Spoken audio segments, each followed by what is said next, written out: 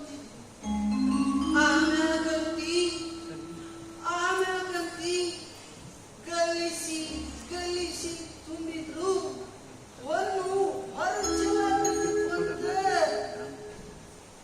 ನಾ ಬೊಕ್ಕಸ್ದಾಗಿಂದ ಹೊನ್ ಕದಿತೀನಿ ಅಂತ ನೀವು ನಂಬ್ತೀರೇನು?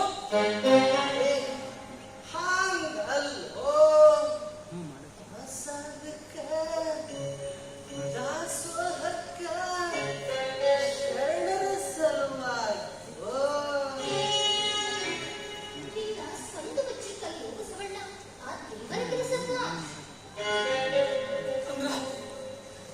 ಅಂದ್ರ ಆ ರಾಜ್ಕುಮಾರ್ ಅಂದಂಗ ನೀವು